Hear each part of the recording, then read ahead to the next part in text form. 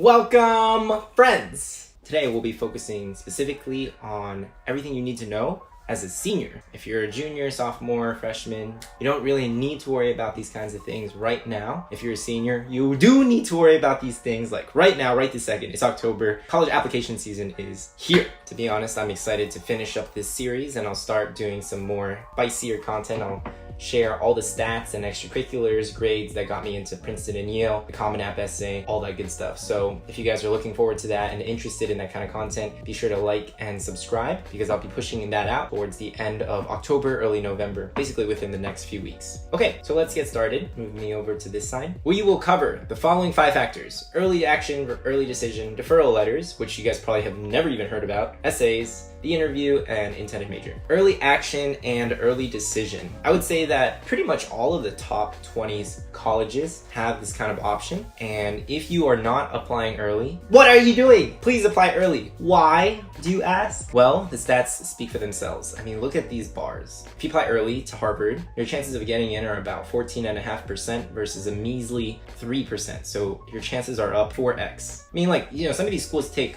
a quarter of the kids who apply early, or a fifth of the kids. I believe that Dartmouth is binding if you apply early, so maybe that's why. And then some of them, like Harvard definitely is not binding. I don't think Yale is binding either. But look at Brown, man. Like if you apply early to Brown, 22% acceptance rate, versus you apply regular, your odds are just actually not that bad, 7. The difference between early action and early decision is really, really simple. Basically, early decision is binding, so you can't apply to other schools. If you have a one dream school and it's early decision, you want to apply early, get in, don't worry about applying to any other colleges, just let the stress roll away. Honestly, every student that I've worked with has applied early, and I'm so heartbroken when parents and students say to me, wow, I didn't know I could do that. I didn't know this was an option. Oh my goodness, guys, it really breaks my heart. So please maximize your chances and apply early to a school. So I believe that the deadline this year for a lot of the early decision is November 1st, and then the results come out in December, versus regular decision is usually end of December. So there goes your entire winter break is spent writing college apps. I mean, most students around the nation go through that, so you're not alone. I applied early to Princeton and I did not get in. I was deferred, which basically means that they'll push you to regular decision and then reevaluate your application then. This brings us to our next topic, which are deferral letters. Okay, friends, so important. And no one knows about this factor. I mean, some of the factors are blatantly in your face, obvious, yes. Class GPA, essays. Deferral letters, not a lot of people utilize them. I'm sure it's well known within the private school circuit, but public school students probably don't know about it. If you applied early to a top college and you've been deferred to regular, you should send the admissions office a letter around January explaining to them all the wonderful things that you've done during your senior year. Basically, in that period where you submitted your application to January, what have you done? What have you learned? What are you working on? And continue to emphasize that XYZ school is your number one choice. And if you get in, you will go. That's it. It's really that simple. The letter should be about 1 page, single spaced. I mean, it could be 1.5 page, 2 pages, single spaced, but definitely not longer than that. A lot of people don't know about this factor, and it's a tragedy. Essays! When it comes to the essays though, let's say you're a younger student, the 3 main essays that you should keep in mind are the Common App essay, the why this school essay, and tell us about an extracurricular or intellectual topic that excites you. I started thinking about my Common App essay very, very early.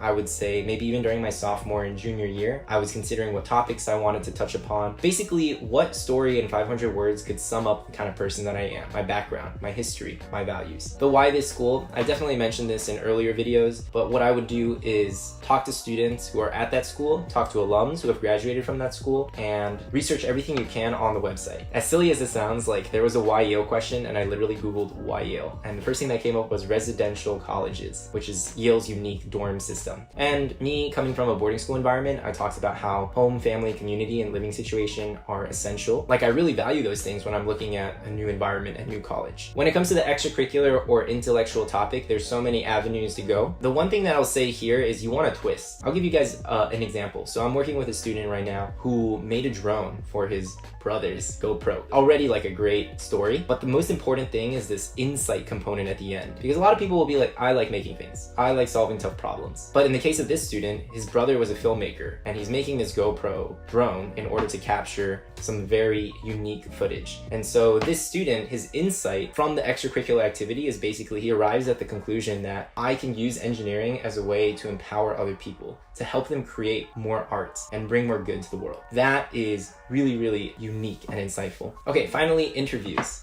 People say that your interview can only help your application, but that is just not true, guys. Please practice with the camera because half of communication is nonverbal. And honestly, I used to be such an awkward, shy turtle. The one thing that helped me the most was talking on camera. And I was so bad at it. I'm still actually not great at it, but I've gotten a lot better thanks to watching and critiquing myself, checking filler words. Guys, it's just simple preparation. Like, write down answers to the 20 or 30 most common interview questions. They're gonna ask you why this school. They're gonna ask you, tell us about your extracurricular. Also, show up with a copy of your resume and hand it to the interviewer because that helps them remember who you are and what you've done when they write a report. That being said, the interview is actually not that important. Like, I think out of all 25 factors is bottom half. I mean, a lot of students just don't have the capacity to do an interview these days. So it's not going to hurt you if you don't do it, but it will hurt you if you do it and you do it poorly. So please practice. All right, finally, intended major. This is it. This is the last factor, guys. Yo, pat on the back. We've made it through all 25 factors. Real simple, when it comes to intended major, do not select undecided.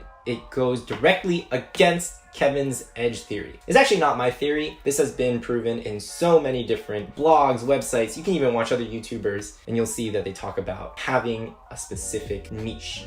Now, that being said, let's say your niche is physics. You have to be able to defend your choice. You can't just randomly select physics, and you haven't even taken any APs. Your extracurriculars don't support physics. You know, I hate to break it to you, but that's just not going to work. And a lot of people complain to me and they say, but Kevin, I genuinely have no idea what I want to major in. Should I still select computer science, etc.? Yes, guys, please do it. Most college students change their major. They rarely stick with their intended major, but applying as a niche major or a specific major really helps boost your chances. Actually, yeah, let's talk about niche majors. Yale, for example, has less than, I want to say, 30 chemical engineering majors in the school. If you apply as a chemie major and you have classes that back that up, extracurriculars that back that up, yes, you are viewed more favorably. Same thing goes for some of the new majors. For instance, Yale just created a statistics and data science major a few years ago. They just actually brand spanking new, this new major called computing and the arts, which is just fire. I think it's an amazing major. Apply as those majors. They are looking for people to fill in those gaps. Like, oh, such easy, like low-hanging fruit that you guys can pick off.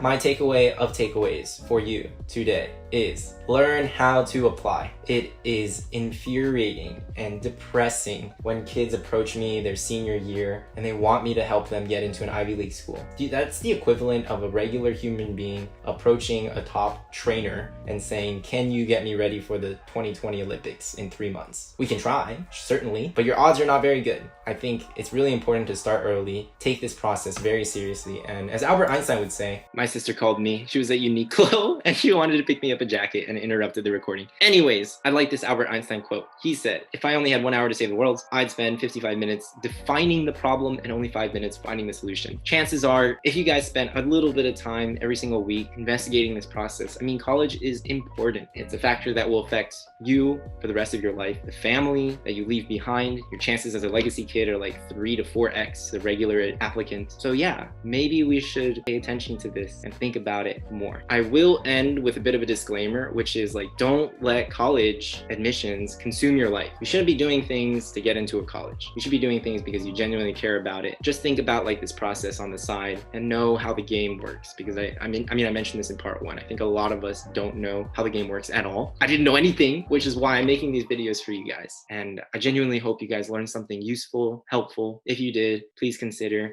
tapping the like button on this video and subscribing to my channel. Like I said, in the weeks to come, I'll be publishing more and more content about college admissions. And once I run out of stuff to say there, I'll be sharing all kinds of high school tips that I think will help get you guys to the next level. So I'm really thinking about 13-year-old Kevin, 14-year-old Kevin, and a lot of the students that I work with today during private lessons. And I want you guys to succeed from the bottom of my heart. That's why I make these videos. I don't really care about views. Of course, I do care about views in the extent that I'd be able to help more people, but that's pretty much it. So thank you guys so much, and I hope you have a wonderful day. Peace.